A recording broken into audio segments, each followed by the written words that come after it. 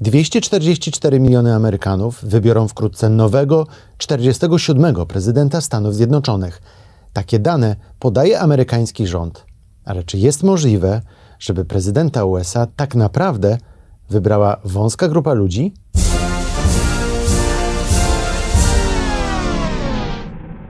Kto wybiera prezydenta?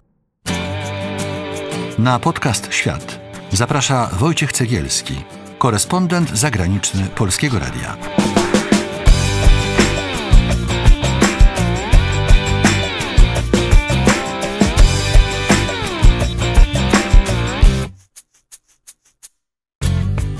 Piąty listopada będzie jednym z najważniejszych dni 2024 roku na świecie. Tego dnia, w pierwszy wtorek listopada, zaplanowane są wybory prezydenckie w Stanach Zjednoczonych. I to właśnie wtedy okaże się, kto będzie najpotężniejszym człowiekiem na świecie. A co jeśli ten najpotężniejszy człowiek jest sterowany z tylnego siedzenia? A może rację ma ruch QAnon, który twierdzi, że wszystko to jest częścią wielkiego spisku satanistów? Zapraszam na pierwszy odcinek z serii Kto wybiera prezydenta? Specjalnej serii poświęconej wyborom w Ameryce. Opowiadam Ci o tym, kto i co sprawia, że wygrywa się wyścig o Biały Dom. Posłuchaj do końca, a dowiesz się, co to jest ruch QAnon, dlaczego jest skupiony wokół Donalda Trumpa i czy może pomóc mu wygrać wybory.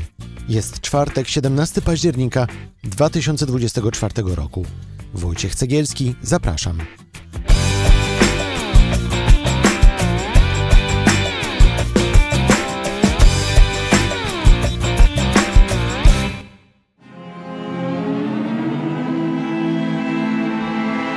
Był 4 grudnia 2016 roku, gdy do jednej z pizzerii w Waszyngtonie wszedł uzbrojony w karabin mężczyzna. 28-letni wtedy Edgar Madison Welch oddał kilka strzałów do siedzących w pizzerii ludzi. Na szczęście nikogo nie ranił. Wkrótce potem został aresztowany.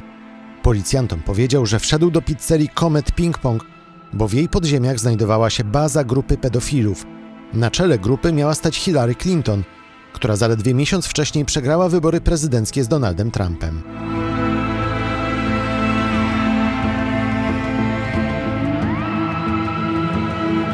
I were in the store on Sunday afternoon. We had an event going on. Mark Shriver was there. 28-latek dowiedział się o rzekomej siatce pedofilów. Podkreślmy, że taka siatka nie istniała, a ta informacja to kompletna bzdura. W każdym razie mężczyzna wyczytał to w internecie na forum 4chan, gdzie krążą najbardziej rozmaite teorie spiskowe. Teoria o pedofilach w pizzerii pojawiła się, gdy na jaw wyszła zawartość maili Hillary Clinton. Co prawda nie było w niej nic o siatce pedofilów, ale internautom nie przeszkodziło to w stworzeniu całej teorii. Ale to dopiero początek. There was a lull for an hour or so. There were hundreds of protesters all the way up the steps of the building on every side, right up to the doors of the Capitol.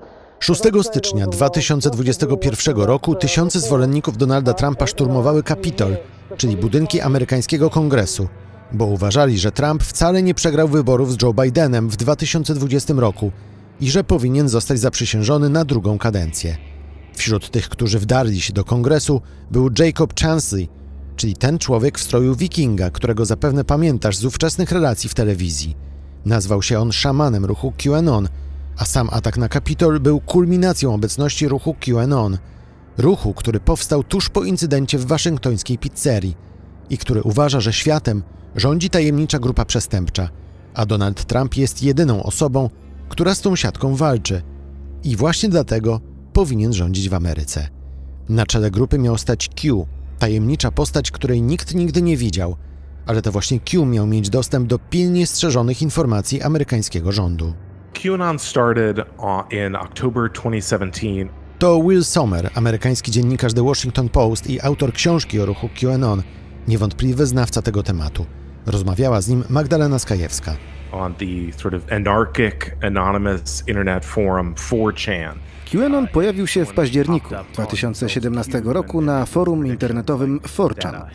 Uczestnik o pseudonimie Q Zamieścił kilka wpisów przepowiadających, że Hillary Clinton zostanie aresztowana pod koniec miesiąca i że w Stanach Zjednoczonych niedługo wprowadzą stan wojenny. Użytkownicy tego forum zaczęli wierzyć w to, że Q jest kimś z bliskiego otoczenia Trumpa, który próbuje wysyłać zaszyfrowane wiadomości, żeby przygotować ludzi na moment, w którym Trump wprowadzi stan wojenny. Później ta narracja zaczęła nabierać tempa i zataczać coraz szersze kręgi, przemieniając się wreszcie niemalże w kult Trumpa. There are lots of conspiracy theories in the United States. W Stanach Zjednoczonych zresztą nie tylko, pojawia się wiele teorii spiskowych.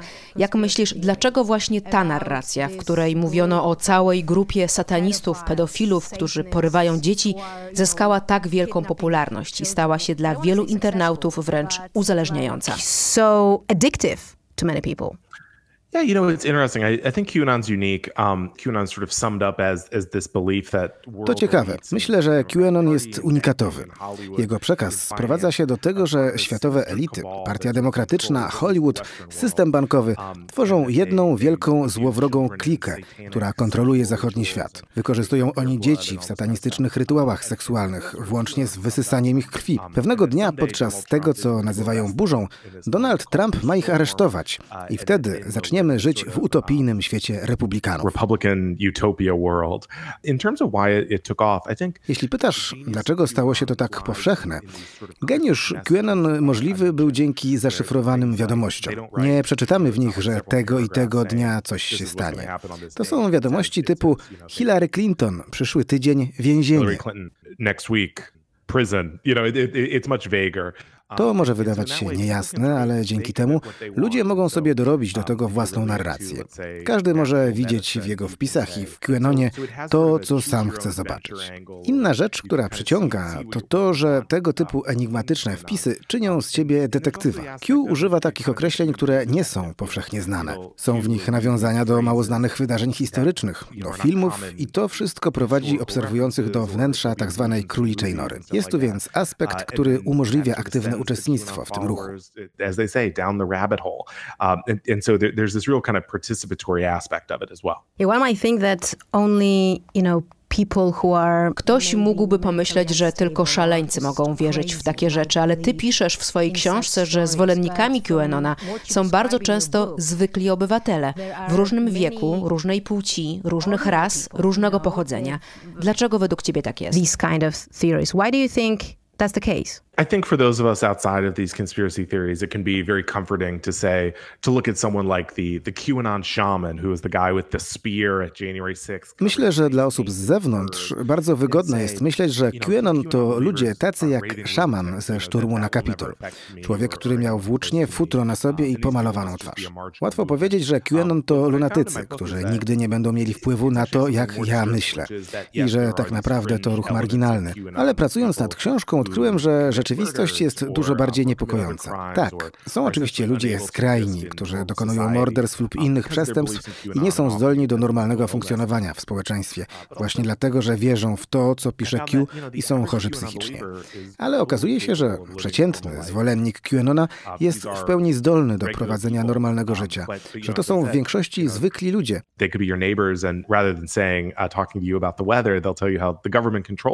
To mogą być na przykład twoi sąsiedzi, którzy zamiast rozmawiania o pogodzie będą chcieli mówić o tym, jak rząd kontroluje pogodę. Tak było chociażby podczas ostatnich huraganów, gdy niektórzy sugerowali, że rząd kontroluje pogodę. To często ludzie, którzy nigdy wcześniej nie wykazywali zainteresowania teoriami spiskowymi. QAnon był bardzo skuteczny w tym, by przekonać do siebie przeciętnych obywateli. Lives of followers are completely transformed. Obywateli, których życie za sprawą QAnona jest wywrócone do góry nogami. Z jego powodu całe rodziny są często podzielone lub kompletnie poróżnione. Families, basically QAnon breaks up families. Yeah, absolutely. I mean, the QAnon I think is a tragedy on many levels. Tak, oczywiście. QAnon to tragedia na wielu poziomach. Na poziomie narodowym, amerykańskim i w innych krajach, ale także na poziomie ludzi, którzy zostali wciągnięci w QAnona i zaczęli się zastanawiać, dlaczego moi rodzice, małżonek, moje dzieci nie wierzą w to, co on pisze. Dlaczego oni uważają to za absurdalne. Czasami dochodzą do wniosku, że to właśnie ich małżonek jest częścią tej zbrodniczej kliki. To wszystko sprawia, że zwolennicy QAnona odcinają się od rzeczywistości i od swoich bliskich i znajdują nową wspólnotę skupioną wokół QAnona. Później we wpisach żalą się na przykład: córka zabrania mi widywać się z wnuczką ze względu na to, że popieram QAnona.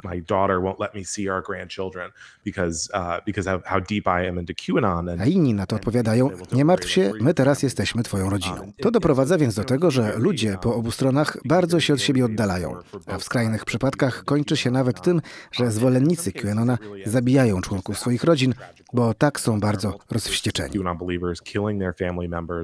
Because they were so riled up about their beliefs in QAnon.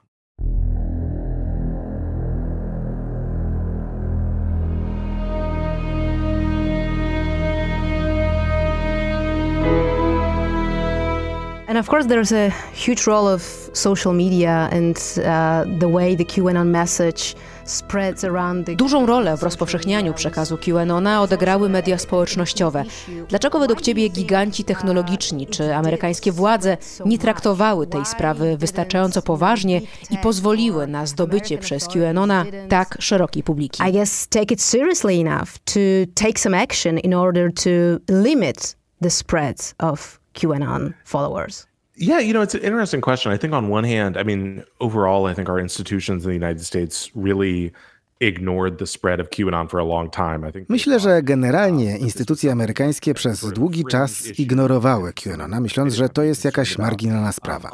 Z drugiej strony, ze względu na pierwszą poprawkę do amerykańskiej konstytucji i wolność słowa, rządowi amerykańskiemu trudno było po prostu zamknąć jakąś dyskusję. Ale można by też powiedzieć, że wielu zwolenników QAnona popełniało także inne przestępstwa, więc łatwo by coś im zarzucić. In terms of tech platforms like Facebook, though, we know that they prioritize engagement. They want people to be really active on their platforms. Jeśli zaś chodzi o koncerny technologiczne, jak na przykład Facebook, wiemy, że oni za priorytet uważają zaangażowanie swoich użytkowników, a więc zwolennicy QAnona, którzy wierzą, że świat jest kontrolowany przez satanistyczną klikę i ich obowiązkiem, zesłanym niemal przez Boga, jest publikowanie tych treści na Facebooku, są użytkownikami bardzo zaangażowanymi i dzięki temu przekaz QAnona przez długi czas mógł być tam obecny.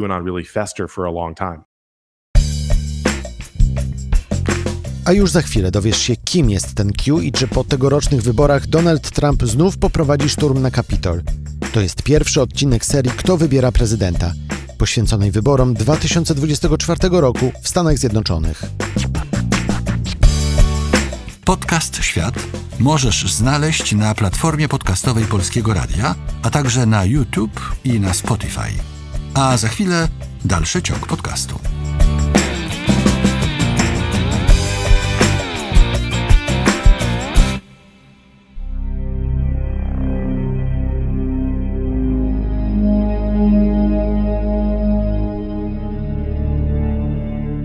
Obviously, there are many theories about who QAnon really is or who was behind him.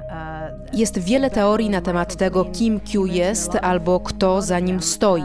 Jak bardzo ty zbliżyłeś się do odpowiedzi na to pytanie i czy dla zwolenników QAnona to, kim on jest, w ogóle ma znaczenie? To QAnon followers. Yeah, it's interesting. The mystery of who is Q is sort of central to QAnon. To, kim jest Q, to kwestia kluczowa dla QAnona.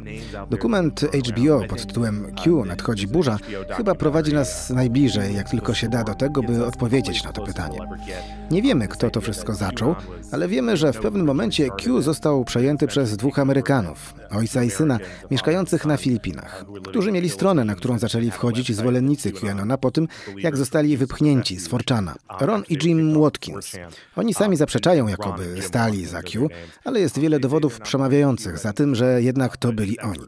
To ciekawe zresztą, bo oni są, żeby ująć to grzecznie, dość dziwnymi facetami. They are, to put it politely, kind of creepy guys. They ran a pig farm. Na Filipinach mają farmę świń. Udzielają się na stronach o charakterze seksualnym. Można by powiedzieć, że są klasycznymi przypadkami facetów, którzy mieszkają ze swoimi rodzicami, są leniwi, nie mają normalnej pracy. Ludzie mieli różne teorie dotyczące tego, kim był Q. Może to syn Donalda Trumpa, może to Steve Bannon, może to generał bliski Trumpowi. Ale najbardziej prawdopodobne jest to, że to po prostu dwóch przypadkowych facetów w internecie. Dla zwolenników Q to jednak nie miało żadnego znaczenia. Niektórzy zaczęli mówić, może Q nie był prawdziwy, ale to, czego nas nauczył, na pewno było. Ta historia z kliką na pewno jest prawdziwa i w pewnym momencie najważniejsza stała się ta historia, a nie sam Q. And we can kind of keep going, believing in that without necessarily thinking about what Q is telling us every day. I don't know much about the movement. I have heard that it is gaining in popularity. Its message, the QAnon's message, revolves around Trump. Przekaz QAnona skupia się w dużej mierze na postaci Donalda Trumpa, o czym wspomniałeś. Swoją książkę napisałeś jeszcze zanim Trump ogłosił, że będzie kandydował ponownie w wyborach. W jakim stopniu zwolennicy QAnona albo im podobni są aktywni podczas tegorocznej kampanii i na ile dziś państwo jest przygotowane na tego typu ruchy? Next time QAnon followers strike, you hope that the state will be prepared. I mean, I think that that QAnon or sort of these conspiratorial tendencies are going to be with us for a long time. I mean, Myślę, że teorie spiskowe będą z nami jeszcze przez wiele lat. Sam Q nie opublikował nic od wielu lat, ale mamy chociażby Marjorie Taylor Greene, wierną zwolenniczkę QAnona, która została republikańską kongresmenką w Izbie Reprezentantów. Ona w czasie huraganów na Florydzie promowała tezę, że rząd kontroluje pogodę. Przed rokiem 2020, gdyby ktoś powiedział, że wybory zostały sfałszowane, uznano by go za co najmniej dziwaka. Za sprawą QAnona mamy dziś bardzo wiele teorii spiskowych. Ludzie, którzy w nie wierzą, są przekonani, że wybory zostały skradzione i trudno dziś znaleźć republikanina, który w to nie wierzy. To skutki działania QAnona. And so in that way, I think we're seeing the sort of the after effects of QAnon and all these conspiracy theories. In terms of the election, jeśli chodzi o tegoroczne wybory, to w związku z huraganami w Karolinie Północnej, która jest jednym ze stanów wahających, o które toczy się walka, słyszymy wiele głosów sugerujących, że rząd federalny zupełnie nie poradził sobie z tą katastrofą. Na Platformie X zarządzanej przez Elona Muska, który nie robi nic, by walczyć z dezinformacją, można było przeczytać o tym, że żołnierze strzelali do ludzi i kradli zapasy. Absolutnie fałszywe stwierdzenia w stylu QAnona, które znowu zaczęły rozchodzić się po internecie.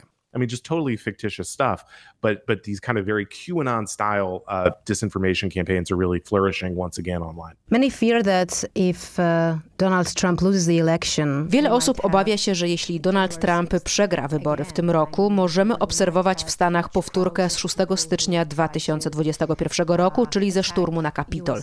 Co ty myślisz o takim scenariuszu? What do you think about this scenario? Yeah, I mean, it's interesting. I think on one hand, after January 6th, I think a lot of Trump supporters have been concerned about appearing in public outside of Trump rallies.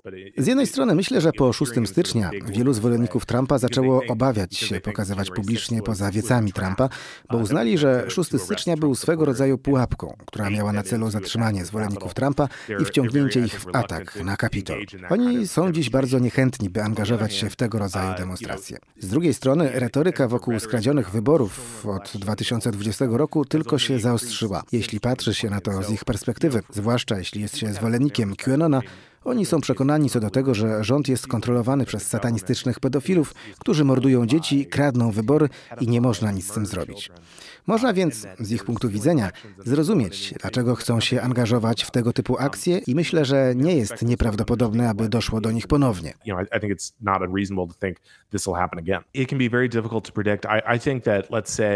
Bardzo trudno jest przewidzieć, co się stanie. Na pewno jeśli Kamala Harris wygra, będziemy mieli całą falę teorii spiskowych i wysiłków, żeby atakować pracowników komisji wyborczych i tych odpowiedzialnych za zatwierdzenie głosowań. Pytanie, czy wtedy Donald Trump wciąż będzie ich bohaterem, czy może przerzucą swoje sympatie na kogoś innego. Ale tak długo jak Donald Trump jest na scenie i jest gotowy na niej pozostać, pewien kult wokół jego osoby będzie się utrzymywał. Is around and willing to run for president, I think this kind of cult of personality around him will persist. Will Sommer, amerykański dziennikarz The Washington Post i autor książki o ruchu QAnon, opowiadał, czym jest ten ruch, dlaczego ma wpływ na amerykańską politykę i jak łączy się z Donaldem Trumpem. Z Willem Sommerem rozmawiała Magdalena Skajewska, a ja przypomnę, że to był pierwszy odcinek naszego cyklu Kto wybiera prezydenta. Kolejne odcinki 2 razy w tygodniu, w każdy czwartek i każdą niedzielę. A podcast Świat możesz znaleźć na stronie internetowej podcasty.polskieradio.pl, a także na Spotify i na YouTube oraz na Facebooku i Instagramie. Jeśli nie subskrybujesz nas jeszcze, to teraz jest znakomita okazja, by to zrobić, albo przynajmniej opowiedzieć o nas swoim znajomym. Wojciech Cegielski, dziękuję za uwagę i widzimy się w niedzielę. To był podcast Świat. Do usłyszenia w kolejnym odcinku.